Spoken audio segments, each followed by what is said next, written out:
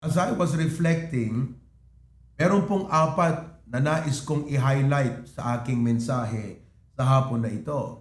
At ang apat na nais kong i-highlight ay una sa lahat ang ating Panginoong Diyos. Without God, we are nothing. We can never be where we are at today if not because of God. Unfortunately, how easy it is for men to just set God aside, or how easy it is for men to just forget God. In our times of need, we cried to God. In our problems, in our crisis, we cried to God. Do you remember when you were processing your papers coming to the US? Puro Diyos. Diyos amin na bakrang, Diyos amin na likudan kan sangwanan. Now we have experienced the blessings of the Lord. Unfortunately, how easy it is for us to just forget God. That's why I would like to really highlight God first and foremost in my message as I address you in our anniversary. Let us never forget that God is the source. In James chapter 1 verse 17 it says that every good gift and every perfect gift is from above. What you have today is a gift from God. Our life is a gift from God. The very breath of life that we have is a gift from God. I always say in many a speech and talk I give to various and different people that even if you have much money that you could afford to buy tanks and tanks of oxygen, if God will withdraw that breath of life, those tanks of oxygen will mean nothing to you. Pag binawi na ng Diyos ang hininga mo, walang kwenta ang mga oxygen tank na yan. Walang kwenta ang mga pera na inipon mo sa iyong bangko. That is why the very breath of life that you have today is from God. And you ought to thank God for that. You ought to say, God, I may have many problems right now. There may be some crisis happening in my life right now. But I'm so thankful I am still breathing. Praise God. The breath of life is from Him. The very air and oxygen that we breathe every second is from God. Just try to imagine if God would put a charging meter beside your nose. So every time you inhale, you have to pay $10. I mean, your daily wage would never suffice to pay for all the air that you have to breathe every day. That breath of life and that oxygen is a gift from God. And as a servant of God, I am here to remind you, to highlight God in your life. Without Him, we would not be alive today. Not only we thank God for our breath of life, but we thank God for our families. Well, we chose our wife, we chose our husband, but it was all arranged by God. The very family that we enjoy today is from God. Without God, we would not have our families. We also thank God for our jobs. We thank God for our work. Will you remember the time when you prayed and said, God, I pray that you open doors for me. I pray that this HR would consider me. I pray that this company, this job, this business would consider me. I may lack the experiences, I may lack full credentials, but I pray, Lord, that they would consider me. I really need a job so I could provide for my family. Now, God gave you a job, not only to provide for your family, but even more than enough. You had enough blessings, but God has blessed you with more than enough. That is something to thank God for. We should look up to God today and say, God, thank you so much for giving me my job. I mean, there comes a point in your life that the first day of your job, you raise up a Bible and a book like this, but when it goes 5 hours, 10 hours, mangangawit ka na, it starts to go down dahil nangangawit na yung iyong shoulder. There comes a point that when you go to work, first day, you are excited. First year, a bit excited. Second year, you're dragging your feet to work. You had to wake up 3 a.m., 4 a.m. just to catch up with the first bus because you had to travel 30 minutes, 1 hour to get to your work. Nakakapagod na. You start to complain about the travel. You start to complain about the people at work. You start to complain about the weather. You start to complain about your physical pain and everything. But listen to me. You still have a job. You still have a work. And we had to thank God for that. Amen? Well, let's not only thank God for our bread of life, for our family, for our work. Let us also thank God for our health. Can you ask your seatmate, how is your health? Well, you may not be as sound as before, but still thank God we have enough health and strength to wake up every day and to go to work. Thank God for His protection. Thank God for our finances. Thank God for all of the opportunities that He has given to us. Thank God for His intervention.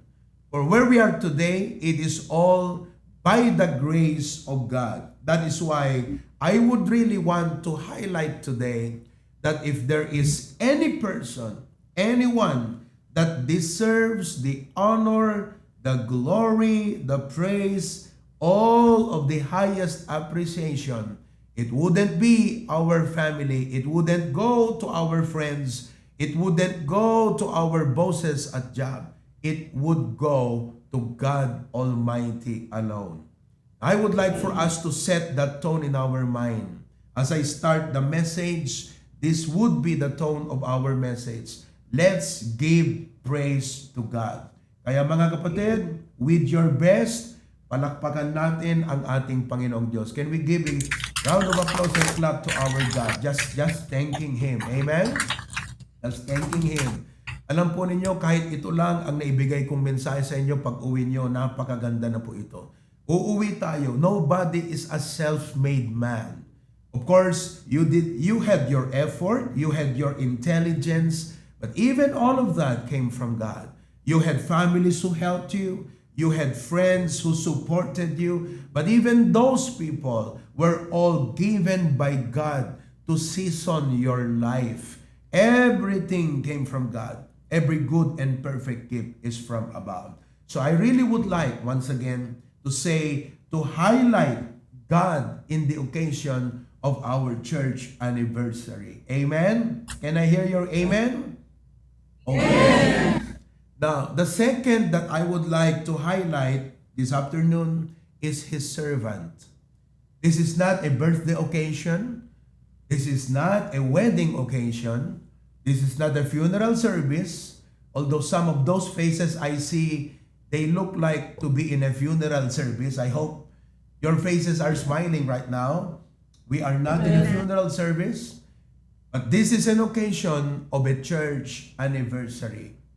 Without God's servant, there would be no church. The Bible says in Romans chapter 10, how shall they hear without a preacher? I would like for you to know that of the many gifts God would give for us, one of the best is His servants. God's servants are very crucial for our community. You can go to school and learn from a teacher. You can go to the government and the officials can assist you with your needs. You can go to a job and a boss can give you a work. But God gave us pastors to feed us with the spiritual knowledge and understanding. Just try to imagine a world without God's servant. Without God's servant, there would be no representative of God. I want you to know that God's servant are the very mouthpiece of God. They speak the very word of God, the Bible. They share with us God's work and plan for man. That is why I would like to highlight, secondly, that on the occasion of our anniversary, let us thank God for Pastor June. Well, Pastor June never dreamed of coming to the U.S. as an immigrant. He already mentioned earlier that back in 2002, God opened the way for him and I to come to the U.S., not as immigrants, but because there was an international student convention that took place. I represented our country. I went to a Christian school and I joined the international convention. Pastor June had to join me sapagkat minor pa ako noon. So magkasama po kaming dalawa na nag-attend ng International Student Convention sa Flagstaff, Arizona. And praise God, I got the first place in the category where I competed at. And when we came home, we learned that our petition is ready for interview. So, we met as a family, and because our mission and goal in life is clear, we are not here for money, we are not here for wealth. It was clear to us that God had called us for the ministry. God has called us to share the word of God to all men. And Pastor June said, well, if we go to the US, we will only go there to work and have money. It's a crime to leave the ministry. So he did not really desire for he and his family to come to the US as immigrants. But then 3 years later, the embassy had to remind us of our petition and our interview, telling us that if we will not grab the opportunity, then everything will be totally terminated. And he thought for a while and said, maybe let's take this opportunity now. Let's go to the US, be immigrants, and come back to the Philippines and continue our ministry. And there's something that he did not mention, because when we went to the US Embassy, him, Mama, I, and my brother Glenn faced the consul in the interview. And, we waited for a while for the result. All of those people went out. Nakauwi na yung iba. Kami lang yung naiwan doon. And my dad was wondering what happened to our papers. So he went to the interviewing officer. He said, "Sir, let me follow up on our papers." And the interviewing officer asked, "What is your name again?" So he stated his family name. And the officer invited us to come over and listen to what he had to say. And he said, "Well, congratulations. But unfortunately, your eldest son cannot join you anymore because he is past 21 years of age." I cannot understand how I felt that moment. I wanted to blame my dad. Why is it that he did not pursue our interview earlier than that moment? I wanted to, magtampo sa Diyos. I was only 21 years old. I was past 21, not just 21, past 21 years old. The interview was available when I was 19. I could have joined the family to come to the US. But God's plan is always better than ours. So Pastor June, Mama, and Glenn came to the US. As usual, he would plant a church. I was left here. And praise God, we did not leave the ministry. We started a new ministry in Hawaii, but we continued the ministry here in the Philippines. And we praise God for that. You see, it's always amazing when you let God and when you see God work in your life and in your family. But he started the work in Big Island. Then they had to move to Waipahu because Pastor June saw a better opportunity, not primarily of monetary income, but he saw a better opportunity of ministry. He said, "God, bring us to Honolulu, because as a pastor, I need to minister to more people." Big Island, according to him, malayo ang mga bahay, masyadong mga tao. Sabi niya, "Bring us to Honolulu, the very center of Hawaii State, and we are going to plant a church in Honolulu." God answered his prayer. And finally, in 2009, Pastor June started the church in Waipahu. And praise God for that. Amen? What we are today in this celebration is first because of God, but secondly because of His servant. Kaya mga kapatid, palakpakan naman natin ang ating patriarch, si Pastor June. Maraming salamat, Pastor June. Let's thank Him. Amen? In spite of his physical limitations, he was not hindered by his physical limitations, but he ministered and continued to preach the word of God. The third that I really would like to highlight in my message to you this afternoon is, first of all, God, secondly, his servant, but the third that I really would like to highlight as I shared the message to you is our church. Our church in Hawaii, which now extends to the Big Island and even Maui. And now it is not just the whole state of Hawaii. It is now the United States of America. And I really look forward to that one day we are going to have HBBC branches all over the islands of Hawaii and all over the 50 states, 50 bang states ng Amerika, 52. Am I right? All over the states of America. And that can happen in the next 10 years or in the next 15 years.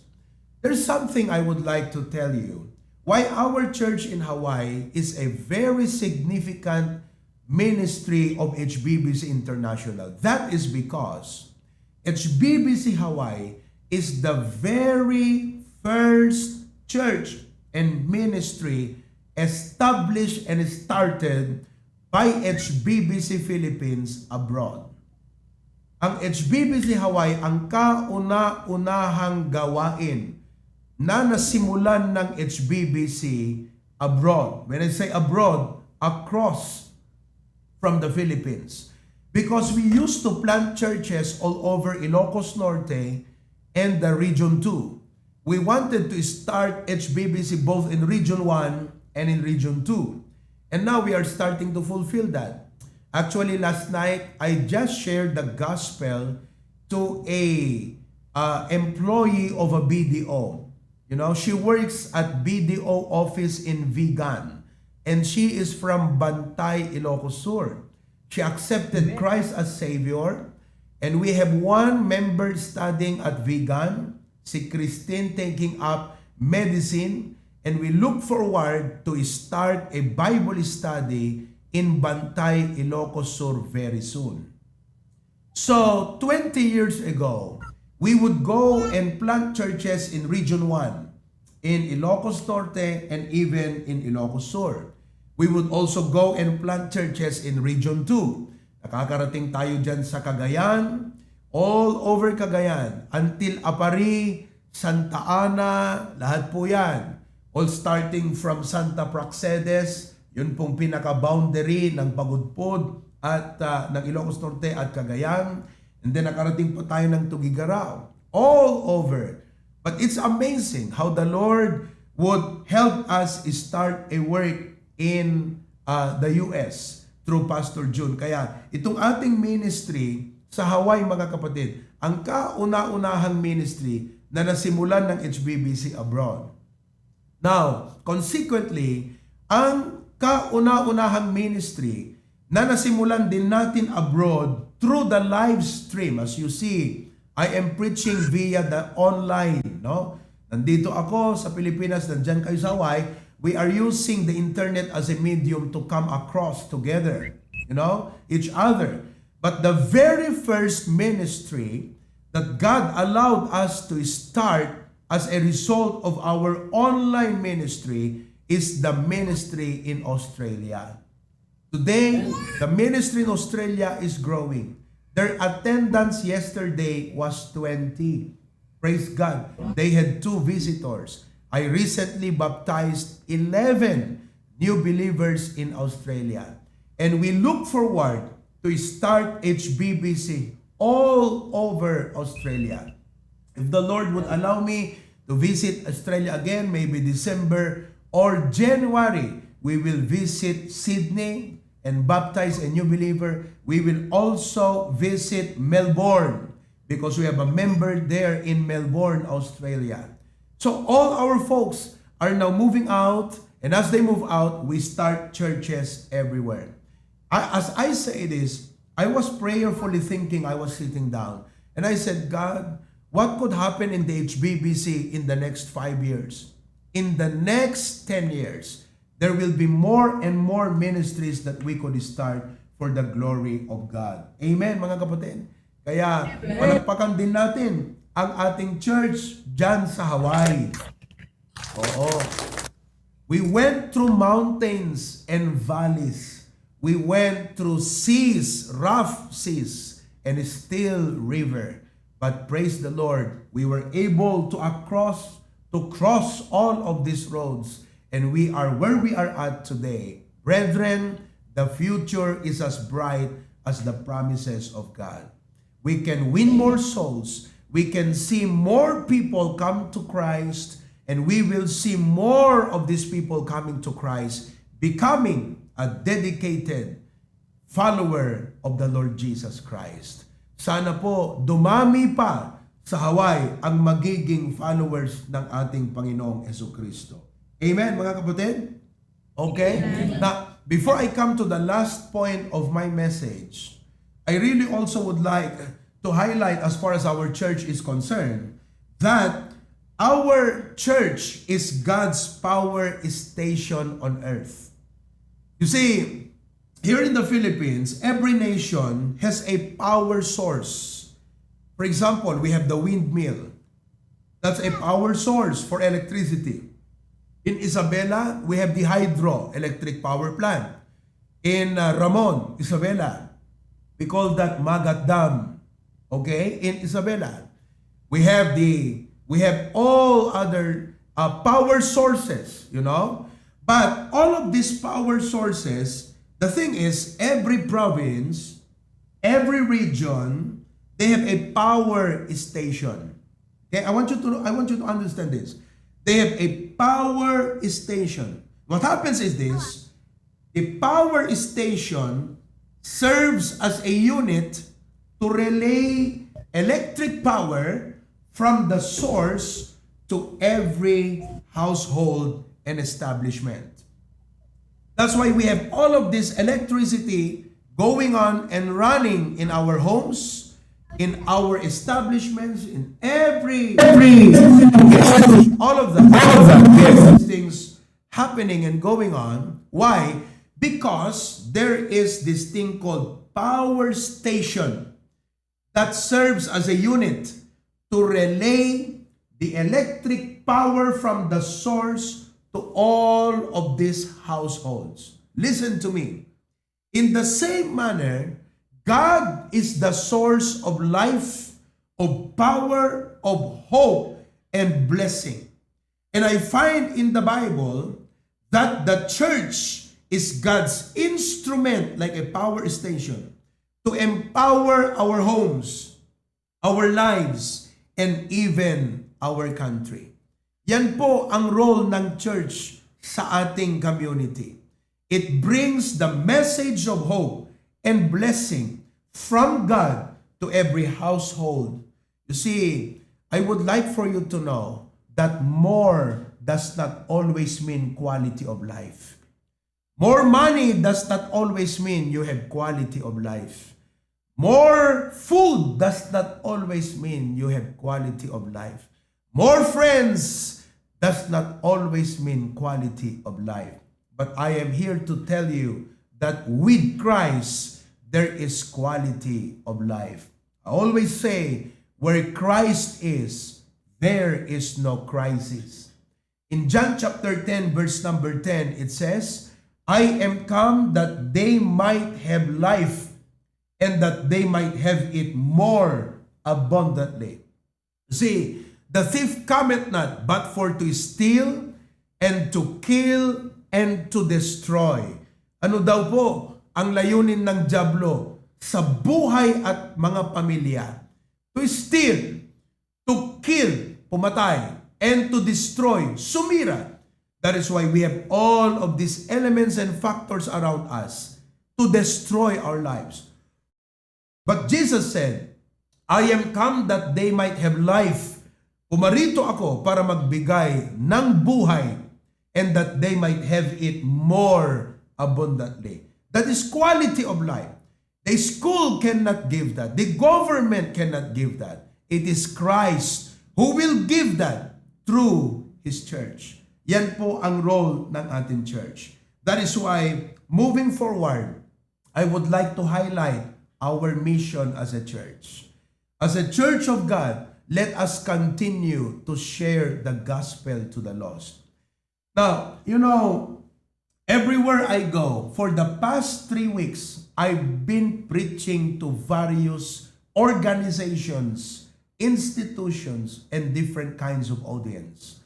Nagtalita ako sa Bintar, mga kapatid, doon sa World Teachers Celebration with almost 500 teachers.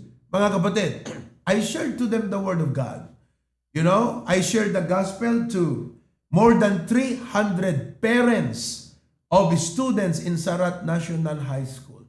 I've been speaking in many LGUs in our municipality. Nagsalita na ako sa Paway, dito sa Bacarra, and even in our city hall in Lawag. During the flag ceremony, before all the city employees and officials. In Pasuke, the more I speak the word of God to people, the more I feel that people need God. Kailangan ng mga tao ang Diyos, mga kapatid. That is why I would like to challenge us, let us continue to fulfill and pursue our mission as a church. Amen ba, mga kapatid? Listen, unfortunately, there are many churches today who are starting, to forsake and forget their mission. Remember, in Matthew chapter 16, verse 18, look at this verse. Matthew chapter 16, verse number 18. The Lord Jesus Christ said, and I say also unto thee that thou art Peter, and upon this rock I will build my church. Jesus did not say, I will build my government. Although God ordained government, but God's chosen agency on earth is the church. He did not say, I will build my business. See, there are so many business people who are running the world right now. They are the rich billionaires, and they run the economy and the businesses, not only of our country, but even the entire world. But Jesus did not say, I will build my businesses. He did not say, I will build my school.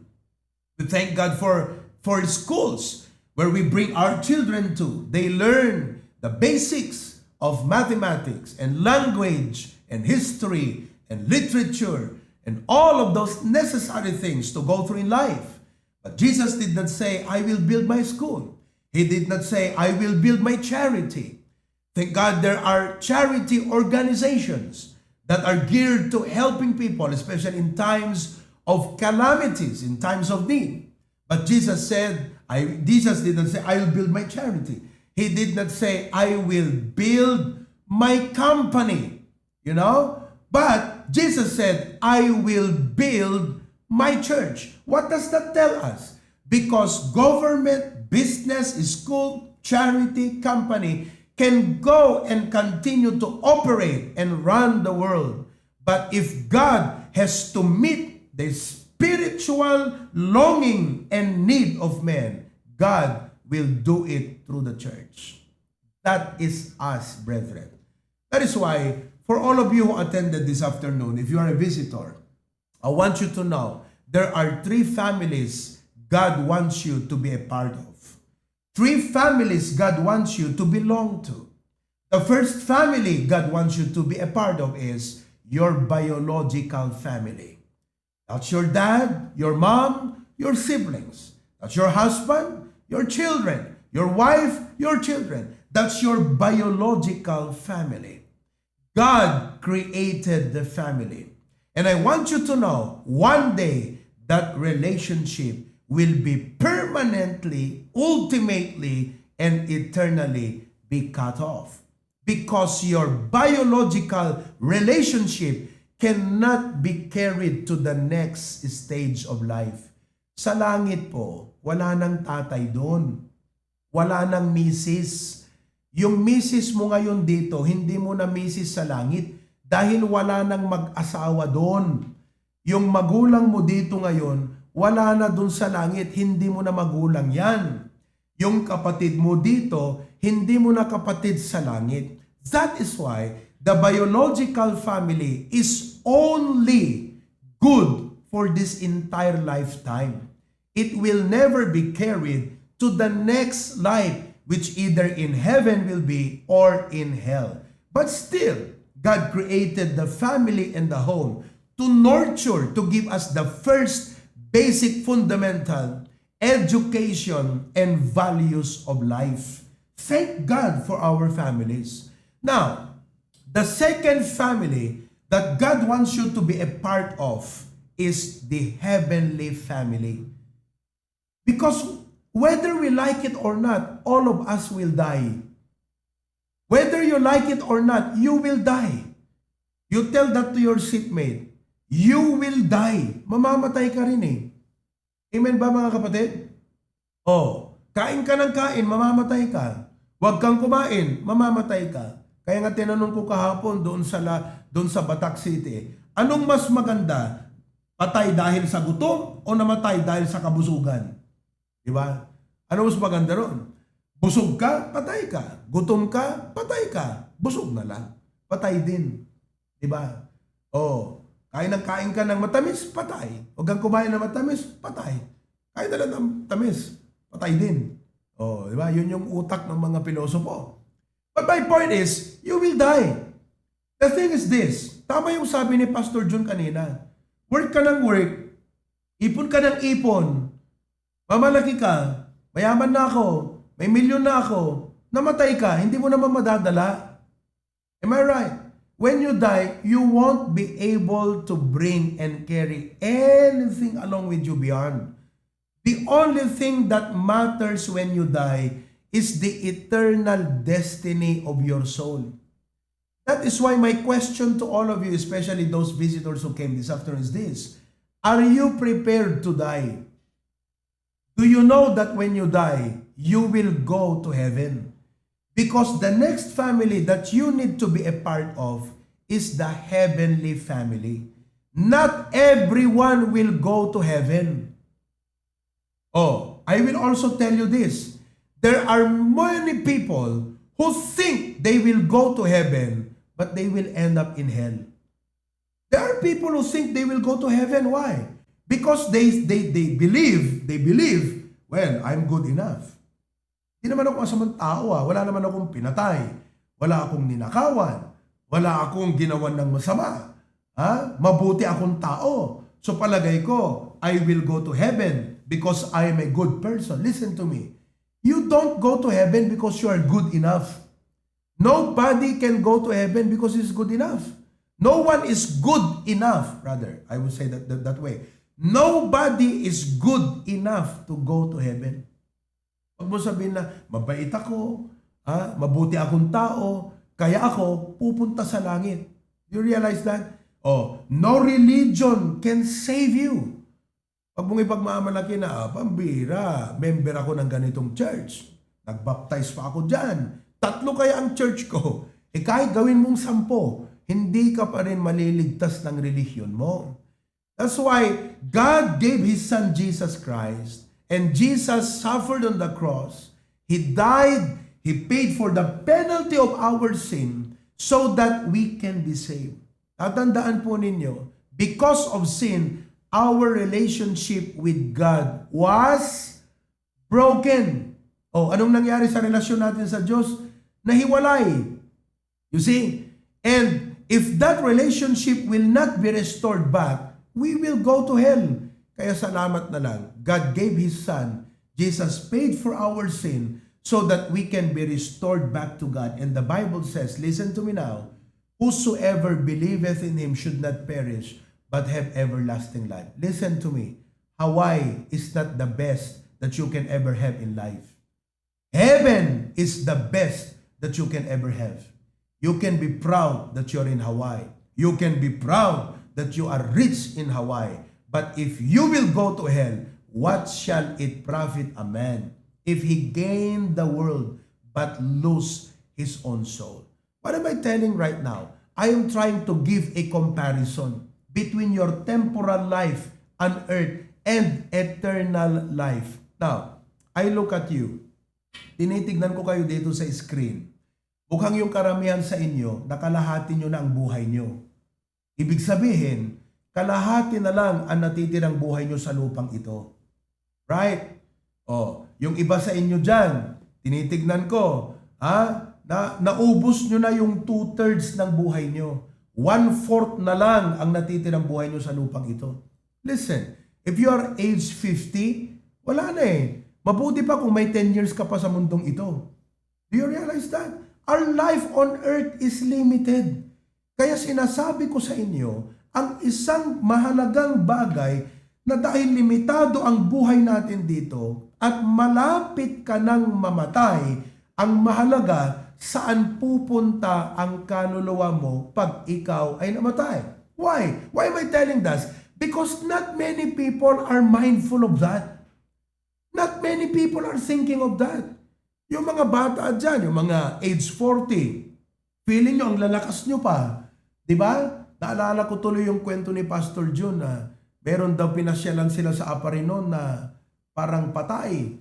Oo. Yung gabing yun, nag-uusap nitong mga, alam mo, pagka nagtipon-tipon yung mga boys na yan, may inuman, may pulutan, nagpapayabangan. Diba? Ganyan yan eh. Oo, papayabangan yan. Sabi daw nung isang, yabang-yabang, sabi niya, Padre, in Ilocano, sabi daw ganyan.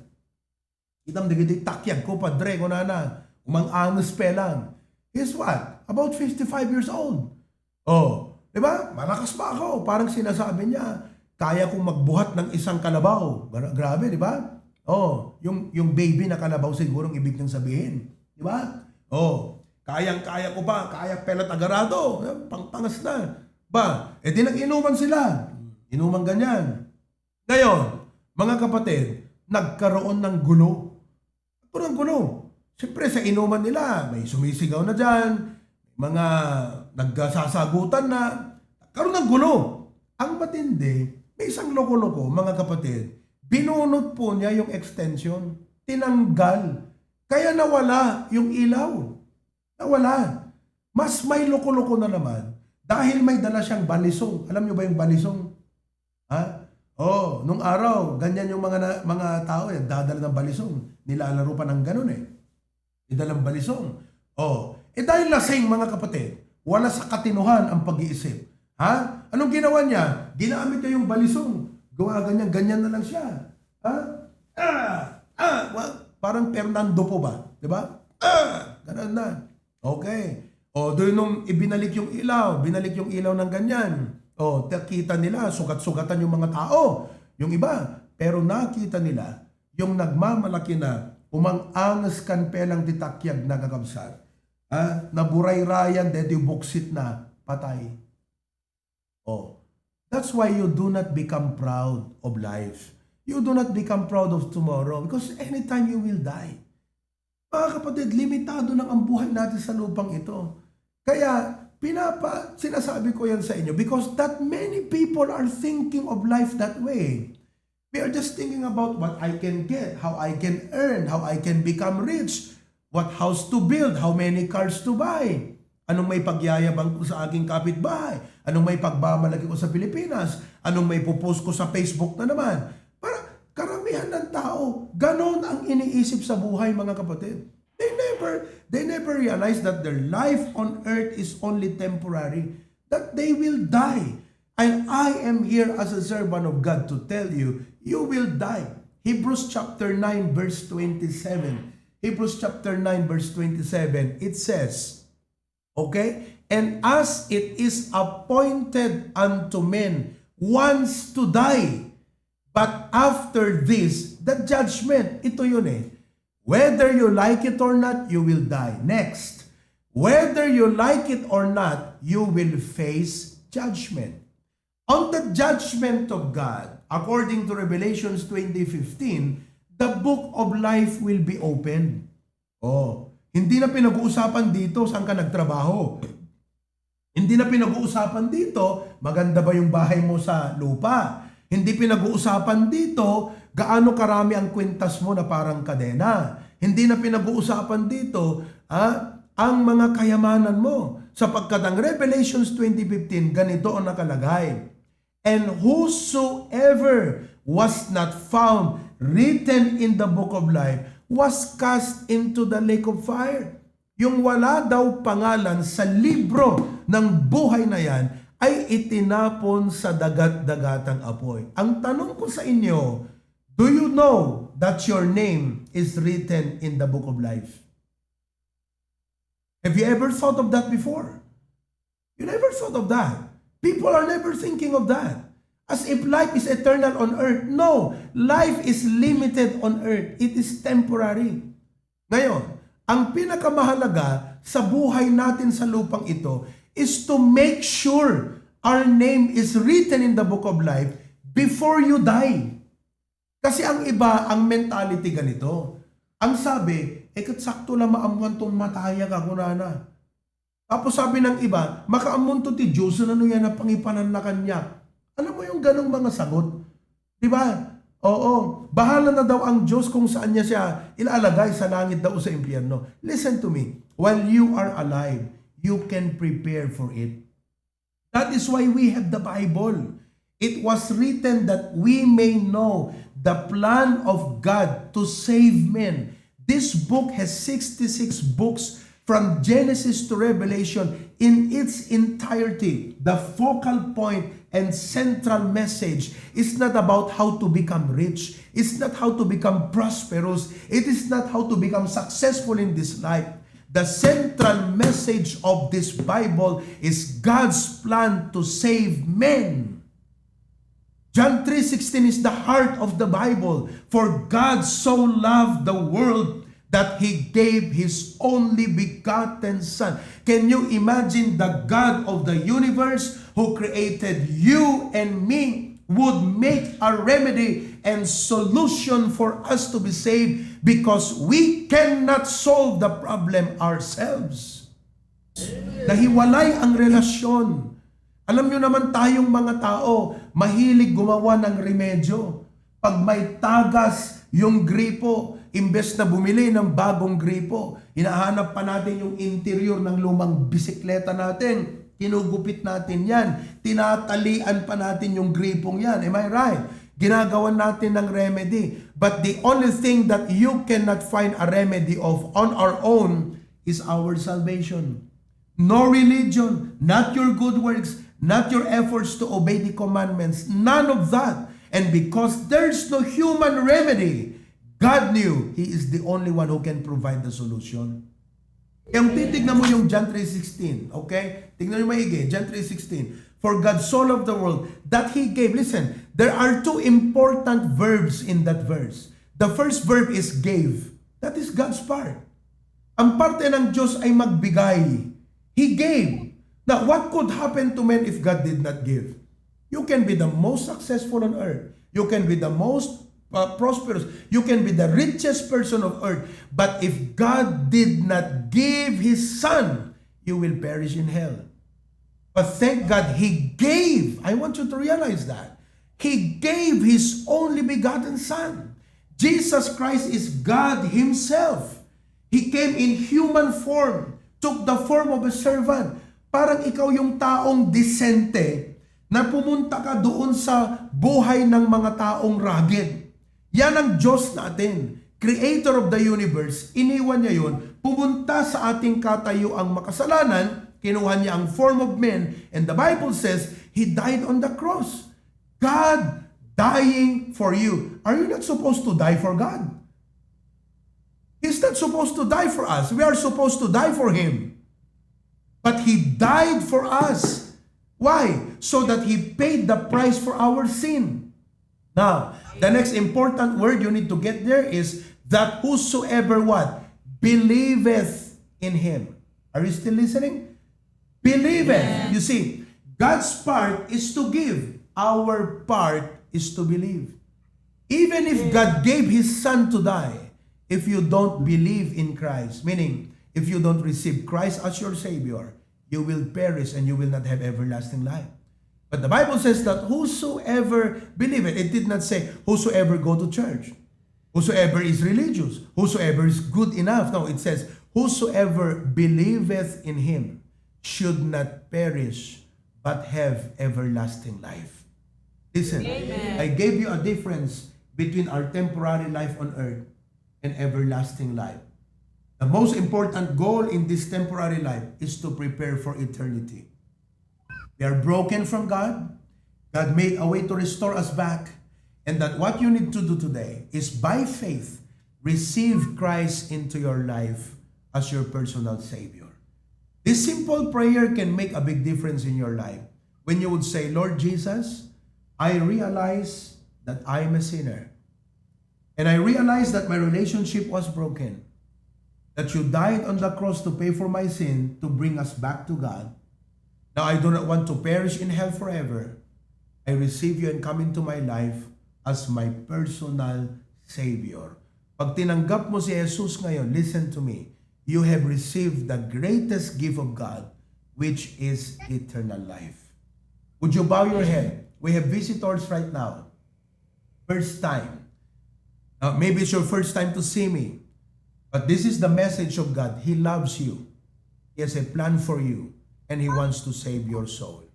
Make this day, the occasion of the anniversary of HBBC, a memorable day for you, because today you are receiving Christ as your Savior. Would you bow your head and close your eyes, please? If you're a visitor right now, you're a guest, I want you to pray with me. This is not my prayer, but this should be the personal prayer of your heart, okay? Bow your head and pray with me right now. Let's pray together. Say this prayer by faith. Everybody, all of those visitors, go. Lord Jesus, thank you for our message. Thank you for making us realize that I am a sinner. My relationship with you was broken. I deserve to go to hell. But you died on the cross to pay for my sin. And I acknowledge today, I cannot save my soul. By faith, I declare that you are the way, the truth, and the life. Right now, I receive you into my life as my personal Savior. Thank you, Jesus, for the gift of eternal life, for the assurance of salvation. Thank you for saving my soul. Amen and amen. Praise the Lord. Well, let me just see who among of you from our guests and visitors invited actually prayed that prayer right now. Would you raise up your hand? Let me see. Pastor, I prayed that prayer. Okay, anyone? Come on. I prayed that prayer, Pastor. Okay? I received Christ as my personal Savior. Amen? Maybe you're ashamed to raise your hand, but if you did pray that prayer, I'm telling you what, you don't know life. This day can be your last day on earth.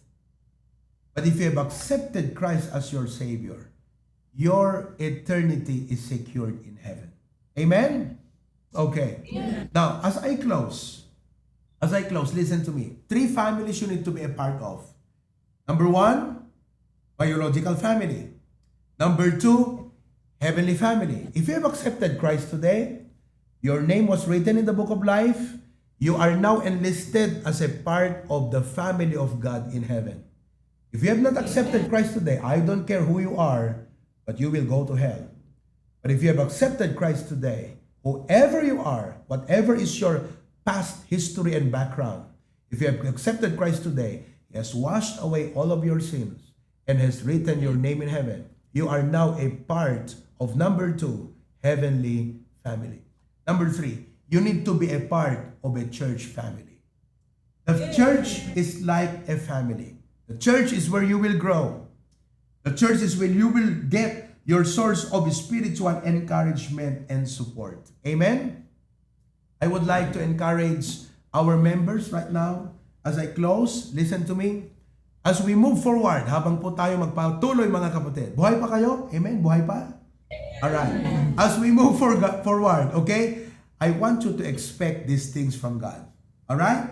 Let us expect great results of number 1, our prayers. Expect more answer to our prayers. Don't stop praying. Amen? God will respond to our prayers. God will intervene. Okay? God will answer our requests. In Philippians 4, it says, be careful for nothing, in everything by prayer and supplication with thanksgiving. Let your requests be made known unto God. We will see great results of our prayer.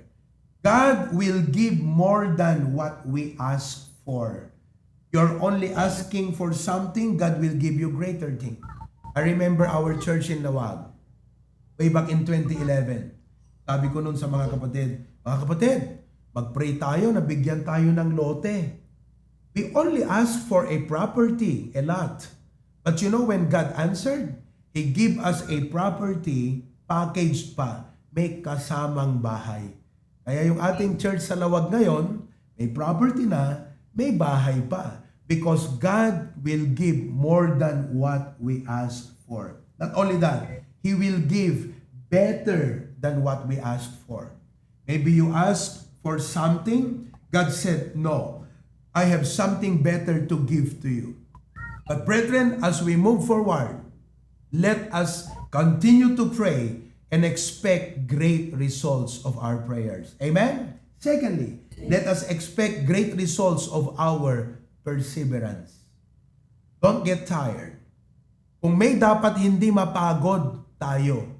Yung mga magnanakaw, hindi napapagod, excited lagi. Yung mga mandurukot, di ba? Hindi napapagod yan. Yung mga nag-iisip na magnakaw ng bangko, hanggang ngayon, nagpaplano pa rin yan. If these people who plan evil never get tired, especially us who are doing good and who are sharing the Word of God, let's continue. The Bible says, ye shall reap if we faint not. Number 3, let us expect great results of our purging. You know, in 2017, 2018, if I'm not mistaken, our church went through a storm. You know, it went through a storm. It went through a purging. Some people left. Some of those folks did not come back to church anymore. But we thank God that through that purging, God allowed that to happen to produce greater results. And that greater results are now you. Kayo na yung greater results na yan. So expect that God will continue to purge us. And lastly, I'm now closing. Let us expect great results of our partnership. As we move forward, we will do more for God. Amen? We will see more souls saved. Praise the Lord. Alam nyo, for the past 3 years, itong mga building projects natin dito sa Pilipinas, starting in Cagayan, we bought that property, 1.8 million. We built that building, almost 2 million pesos. We bought a memorial park, 3.5 million. This main sanctuary here, not less than 30 million. And many, many more. We are about to fully pay a property in Dingras, 900,000 pesos more on December. Praise God for that. But I would like to really highlight now, for the glory of God and by His grace, that all of these properties that we have acquired and built for the past 3 years, kayo pong mga kapatid dyan sa HBBC Hawaii, ang may napakalaking parte sa mga projects na ito. Actually, the very live stream that we are using right now, pag pumunta kayo dito sa AV, ang daming mga computers, ang daming mga gamit. Tinignan ko kanina dito, sabi ko, pambihira, Talo pa natin yata yung ABS-CBN studio dito, yung GMA studio. Look at that. Everything is air-conditioned here. Alam nyo ba na lahat ng mga gamit na ito? Yan. Galing lahat dyan sa Hawaii. Oo. Praise God for your partnership. Amen? I was able to go to Australia a month ago with my family who paid for my trip, HBBC Hawaii. Praise the Lord. We look forward in the coming years that our partnership will continue to produce more results, acquire more properties, and build more buildings for the glory of God. Amen? Marami pong salamat sa inyo. Magpatuloy tayo for the glory of God. Lord, let's pray. Lord, maraming salamat po sa hapon na ito. Thank you that I could be able to share the message to my brethren in Hawaii as they celebrate our anniversary today. Thank you that I have shared the gospel and those visitors who came realized that life on earth is temporary. There is eternal life to receive, and that is through Christ alone. Thank you, Lord, for your blessings. Thank you for our Pastor June. Thank you for our members. Thank you for the great prospects ahead. That as we continue to pray, as we continue to persevere, as we continue to partner in the ministry, you will accomplish more through us. We hope to have HBBC all over Hawaii, all over United States, and we could start more HBBC in more countries in the coming years if the Lord will not yet come. Thank you. We give you glory, honor, and praise in Jesus' name. Amen and amen. Congratulations, mga kapatid. God bless you.